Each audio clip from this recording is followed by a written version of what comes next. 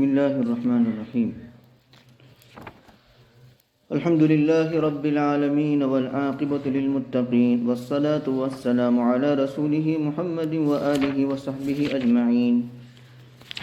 أما بعد فأعوذ بالله من الشيطان الرجيم. بسم الله الرحمن الرحيم. يأمرهم بالمعروف وينهاهم عن المنكر ويحل لهم الطيبات ويحرم عليهم الخبائث ويضع عنهم إصرهم والأغلال التي كانت عليهم فالذين آمنوا به وعزروه ونصروه واتبعوا النور الذي أنزل معه أولئك هم المفلحون. آمنت بالله صدق الله مولانا العظيم وصدق رسوله النبي الكريم ونحن على ذلك لمن الشاهدين والشاكرين والحمد لله رب العالمين. قابل احترام بزرگ اور عزیز دوستوں اور ریسیور سے سننے والی میری معزز ماں بہنوں،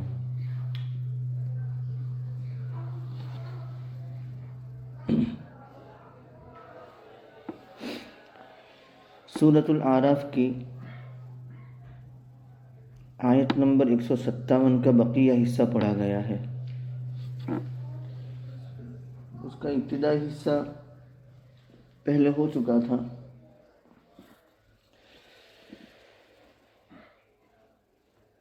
رسول اللہ صلی اللہ علیہ وسلم کی صفات، آپ کی خصوصیات، آپ کے فضائل، آپ کے مناقب، آپ کے مناسب بیان کیے جا رہے ہیں. ہم نے پڑھا رسول، نبی، امی، الذی یجدونہ مکتوبا عندہم فی التوراۃ والانجیل. آگے یأمرہم بالمعروف وینہاہم عن المنکر. یہ رسول اللہ صلی اللہ علیہ وسلم کی صفت ہے کہ وہ لوگوں کو معروف کا حکم دیتے ہیں اور منکر سے روکتے ہیں. معروف ہر اچھے کام کو کہتے ہیں. قرن اول سے مسلمانوں میں جس کام کا رواج چل پڑا اور اب تک چلا آ رہا ہے وہ معروف ہے. منکر اوپرا کام، ناپسندیدہ کام، اجنبی کام. ویسے تو نبی کریم صلی اللہ علیہ وسلم سے پہلے بھی جتنے انبیاء کرام علیہم الصلاۃ والسلام تشریف لائے ان تمام کا منصب یہی تھا. بعثت کا مقصد ہی یہ تھا کہ امر بالمعروف اور نہی عن المنکر، یعنی اچھے کاموں کا حکم کرے اور برے کاموں سے روکے. یہ ان کا منصب تھا. تو آخر اس میں رسول اللہ صلی اللہ علیہ وسلم کی کیا خصوصیت ہے؟ سارے ہی انبیاء نے یہ کام تو کیا، لیکن رسول اللہ صلی اللہ علیہ وسلم کے خاص اوصاف اور صفات جہاں بیان کیے جا رہے ہیں وہاں اس وصف کو خصوصی طور پر اس لیے بیان کیا گیا کہ رسول اللہ صلی اللہ علیہ وسلم کا امر بالمعروف اور نہی عن المنکر پچھلے یعنی سابق انبیاء کرام علیہم الصلاۃ والسلام سے کچھ ممتاز اور الگ تھا. اور وہ اس معنی کر کے رسول اللہ صلی اللہ علیہ وسلم جو امر بالمعروف اور نہی عن المنکر فرماتے تھے تو ہر طبقے کی فہم اور فراست اس کی عقل کے مطابق اس کے عقلی معیار کو مد نظر رکھتے ہوئے آپ دقیق مسائل اور دقیق باتوں کو سادہ الفاظ میں سمجھا دیتے تھے. نبی کریم صلی اللہ علیہ وسلم کی بعثت جن لوگوں میں ہوئی وہ اونٹ اور بکریوں کے چرنے کے علاوہ کچھ جانتے نہیں تھے، چرانے کے علاوہ کچھ جانتے نہیں تھے. اونٹ اور بکریوں کا چرانا یہ ان کا مشغلہ تھا. اب ایسے لوگوں کو ایسے دقائق اور ایسے حقائق اور ایسی باریک باتیں سمجھانا اور سمجھا ہی آپ نے، بہت عام اور سادہ زبان میں سمجھ میں آ گئی. ان پڑھ تھے لیکن سب کو سمجھ میں آ گئی، اس طرح سمجھایا. تو جن کا مستویٰ اور جن کا لیول جس اعتبار کا تھا، اس اعتبار سے رسول اللہ صلی اللہ علیہ وسلم نے امر بالمعروف نہی عن المنکر کیا. کبھی آپ کے دربار میں بادشاہوں کے وفود آتے تو وہ تو ذی علم ہوتے، ذی فہم ہوتے، عاقل ہوتے، عالم ہوتے، بہت کچھ جاننے والے ہوتے. تو وہاں رسول اللہ صلی اللہ علیہ وسلم نے امر بالمعروف اور نہی عن المنکر کا فریضہ ان کے عقل کے مستویٰ اور سطح اور لیول کے مطابق ادا کیا، وہاں ان کے مطابق بات کی. تو اس معنی کر رسول اللہ صلی اللہ علیہ وسلم کا امر بالمعروف اور نہی عن المنکر کا جو منصب ہے وہ خصوصیت کا حامل ہے. یحل لهم الطیبات، آگے رسول اللہ صلی اللہ علیہ وسلم کی صفت بیان فرمائی کہ یہ رسول محلل الطیبات ہے، یعنی پاکیزہ اور پسندیدہ چیزوں کو ان کے لیے حلال کرتے ہیں. وہ پاکیزہ اور پسندیدہ چیزیں جو حقیقت میں حلال تھی، اصل دین میں حلال تھی، لیکن بنی اسرائیل ان کی زیادتی، ان کے ظلم، نافرمانیوں کی وجہ سے بطور سزا کے ان چیزوں کو حرام کر دیا تھا. جیسے جانور کی چربی، وعلی الذین ہادوا حرمنا کل ذی ظفر، ہر ناخن والے جانور کو حرام قرار دیا تھا ان کی سزا کے طور پر. اصل دین میں تو وہ حلال تھی.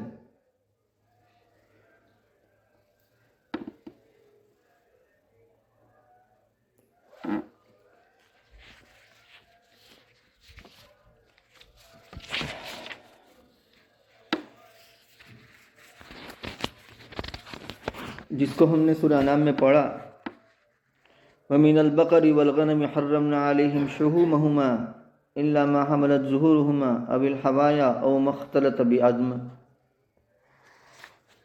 تو یہ طیبات اور پاکیزہ چیزیں تھیں جو اصل دین میں تو حلال ہی تھیں، لیکن بنی اسرائیل کے لیے سزا کے طور پر حرام قرار دی گئی تھی. نبی امی صلی اللہ علیہ وسلم تشریف لائے اور ان کے لیے یعنی اس امت کے لیے ان چیزوں کو حلال کر دیا.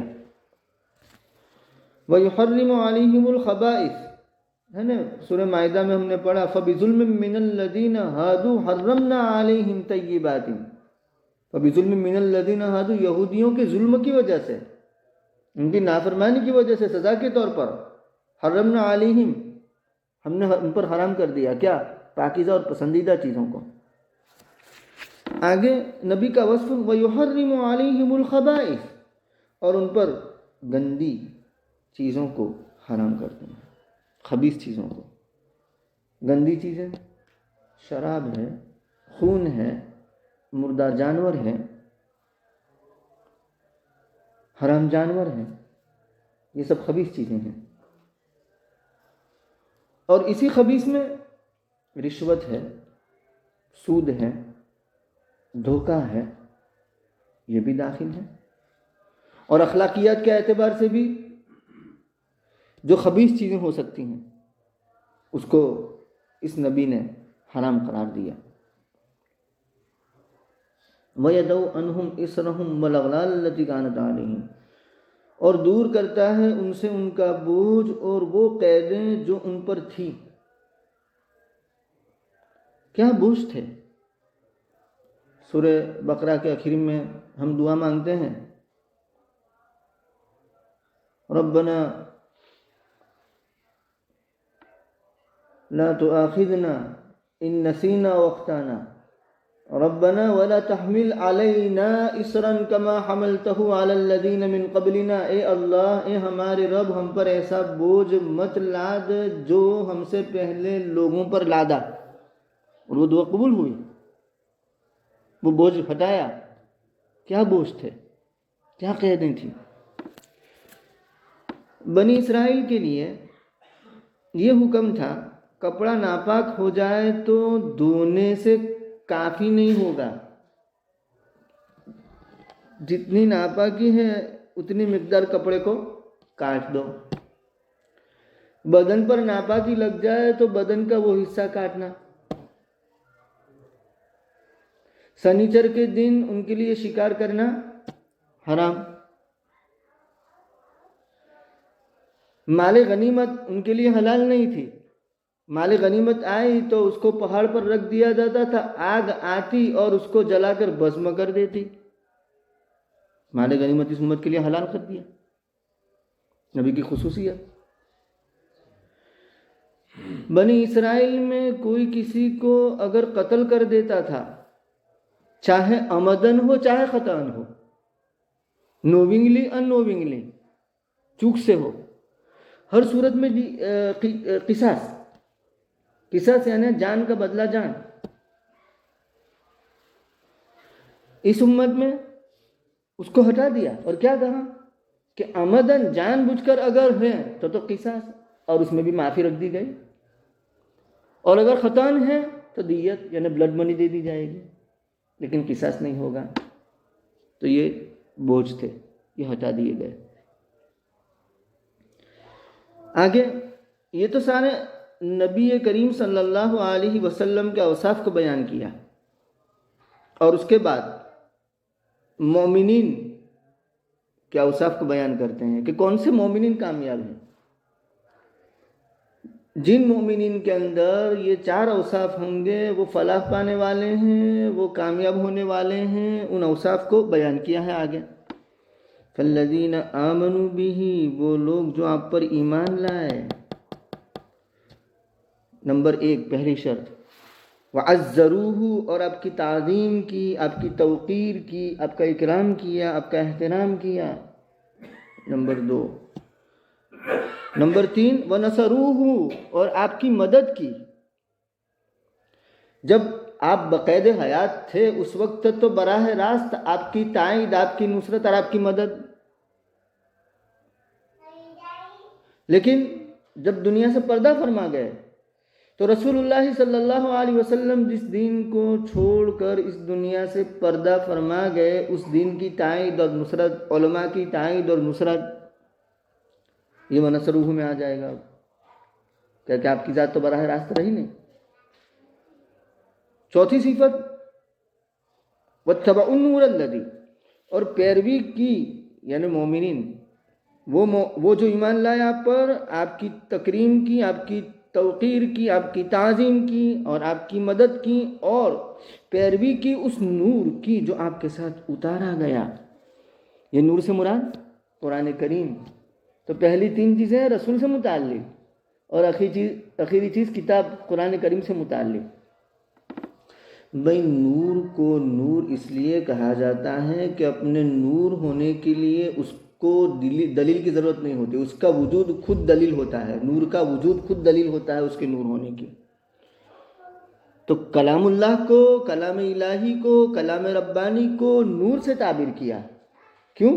اس کے کلام الہی ہونے کے لیے، کلام ربانی ہونے کے لیے کسی دلیل کی ضرورت نہیں ہے، خود اس کا کلام الہی ہونا یہی دلیل ہے کہ ایک ایسے شخص کی زبان سے اعلیٰ ارفع ابلغ کلام صادر ہوا کہ جو کسی استاد سے پڑھا ہوا نہیں تھا، کسی یونیورسٹی، کسی مدرسے میں پڑھا ہوا نہیں تھا، اور کیسا اعلیٰ ارفع اور ابلغ کلام کہ اس وقت کے جو فصحا اور بلغاء تھے انہوں نے بھی ہتھیار ڈال دیے کہ اس کا مقابلہ نہیں ہو سکتا۔ آخر میں فرمایا اولئک هم المفلحون، یہی لوگ کامیاب ہونے والے ہیں، بامراد ہونے والے ہیں۔ دیکھیے ہمارے محبوب نبی احمد مجتبی محمد مصطفیٰ صلی اللہ علیہ وسلم کی تمام شانیں یہ کامل درجے کو پہنچی ہوئی تھی۔ تو امتی کی یہ ذمہ داری ہے کہ آپ کی ہر شان کا وہ حق ادا کرے۔ رسول ہونے کی شان کا حق یہ ہے کہ آپ پر ایمان لائے، امیر اور حاکم ہونے کی شان کا تقاضا یہ ہے کہ آپ کا اتباع کرے، کیونکہ امیر اور حاکم کا اتباع کیا جاتا ہے۔ محبوب ہونے کی شان کا تقاضا یہ ہے کہ امتی آپ کا محب بن جائے، ہے نا، اس کی دل کی گہرائی میں نبی کی محبت ہو۔ اور کیسی محبت؟ لا یؤمن احدکم حتی اکون احب الیہ من والدہ وولدہ والناس اجمعین، تم میں سے کوئی کامل مومن نہیں ہو سکتا جب تک کہ میں اس کے نزدیک اس کے والد، اس کی اولاد اور تمام لوگوں سے زیادہ محبوب نہ ہو جاؤں، یعنی نبی کی محبت غالب ہو۔ اور طبعی محبت اپنی جگہ پر ہے، رشتہ داروں سے، اولاد سے، ماں باپ سے، لیکن عقلی محبت۔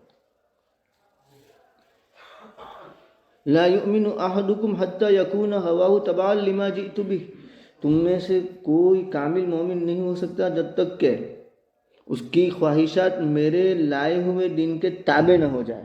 یہ ہے محبت۔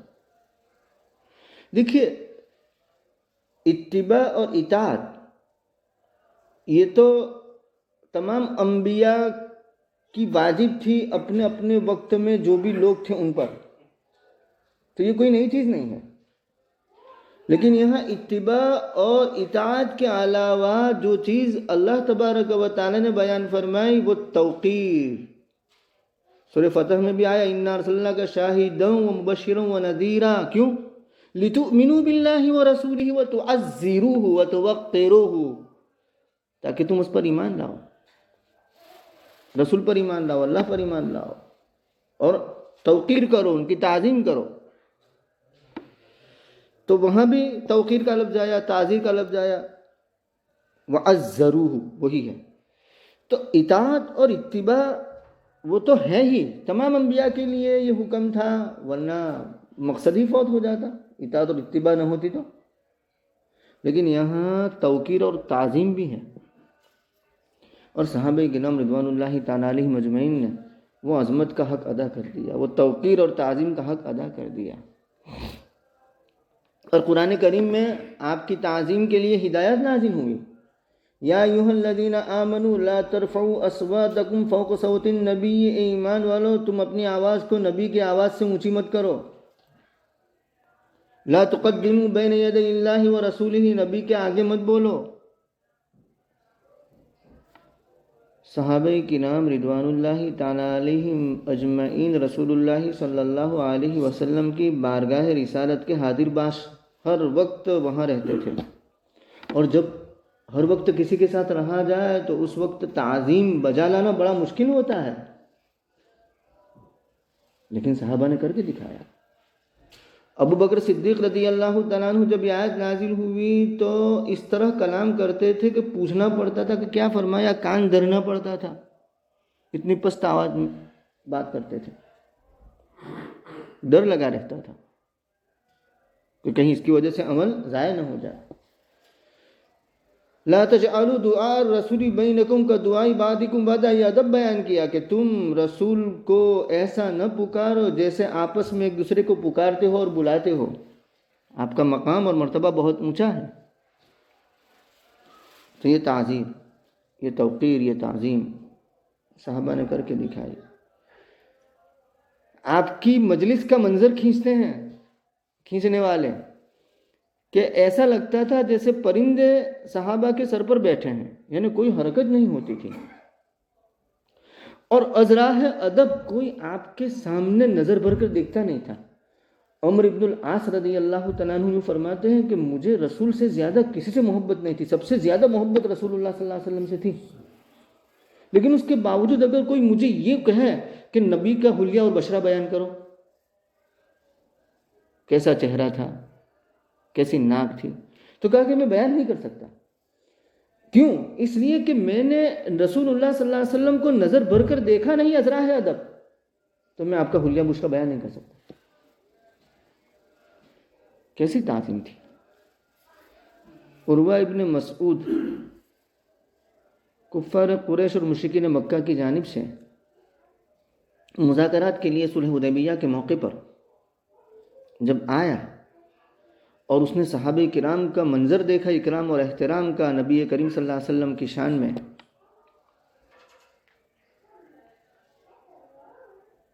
اور اس کے دیکھنے کے بعد وہ گیا مشرکین کے پاس جنہوں نے بھیجا تھا ان کے پاس، اور جانے کے بعد یوں کہا کہ ما رأیت ملکا قط یعظمہ اصحابہ ما یعظم اصحاب محمد صلی اللہ علیہ وسلم محمدا، کہ میں تو بہت سے بادشاہوں کے پاس گیا ہوں، نجاشی حبش کے بادشاہ، قیصر اور کسریٰ کے پاس گیا ہوں، لیکن میں نے قیصر، کسریٰ، نجاشی، ان کے فالوور کو ایسا اکرام کرتے ہوئے نہیں دیکھا جیسے اصحاب محمد صلی اللہ علیہ وسلم کا اکرام کرتے ہیں، تعظیم کرتے ہیں۔ اور پھر اس اکرام اور تعظیم کی منظر کشی کی کہ ان یتنخم، اگر نبی کریم صلی اللہ علیہ وسلم کی ناک مبارک سے رینٹ نکلتی ہے تو اس کو نیچے نہیں گرنے دیتے، اپنے ہتھیلی پر لے لیتے ہیں اور مل لیتے ہیں۔ اگر وضو فرماتے ہیں تو وضو کا پانی ان کے بدن سے نیچے فلور پر نہیں گرنے دیتے، فرش پر نہیں گرنے دیتے، ہاتھوں میں لے لیتے ہیں اور برکت سمجھ کر اپنے چہرے پر مل لیتے ہیں، اپنے بدن پر مل لیتے ہیں۔ اگر امرہم تو یبتدرون، اگر نبی ان کو کسی کام کا حکم دیتے ہیں تو دوڑ پڑتے ہیں، ہر ایک کیوں چاہتا ہے کہ میں بجا لاؤں، میں بجا لاؤں، میں بجا لاؤں، میں بجا لاؤں، سبقت کرتے ہیں، کمپٹیشن ہوتی ہے۔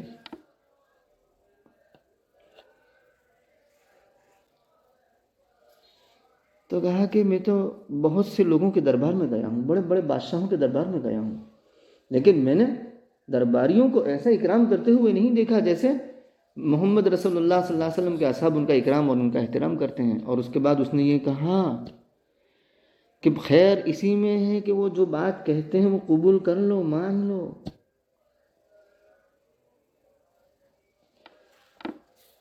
تو یہ تکریم، یہ تعظیم تھی۔ وَاتَّبَعُوا النُّورَ الَّذِي، اور پیروی کرو اس نور کی جو آپ کے ساتھ نازل کیا گیا۔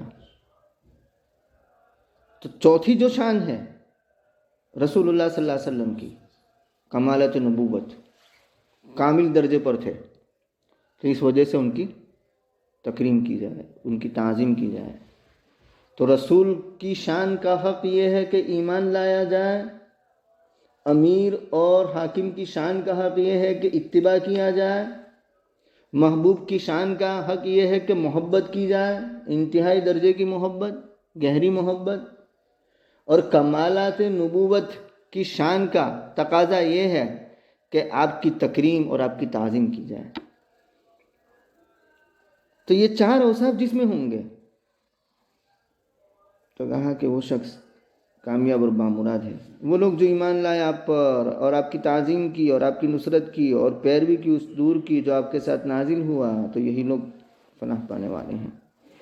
اللہ رب العزت ہمیں مفلحین میں شامل فرماوے، نبی کریم صلی اللہ علیہ وسلم کا اتباع، اطاعت بھی نصیب فرماوے، آپ کی محبت بھی نصیب فرماوے، اور اسی طریقے سے آپ کی تعظیم اور توقیر بھی نصیب فرمائے۔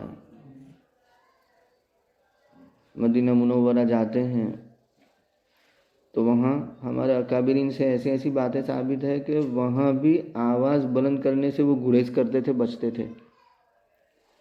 صلاۃ و سلام پیش کرنے کے لیے جاتے تھے، ایسے بادب ہوتے تھے، کئیوں کی تو ہچکیاں بن جاتی تھی، وہاں بول نہیں پاتے تھے۔ یعنی آپ کے دنیا سے پردہ فرما جانے کے بعد بھی آپ کا ادب، آپ کی تعظیم، آپ کا احترام ایسا ہی کرنا ہے جیسے آپ تھے۔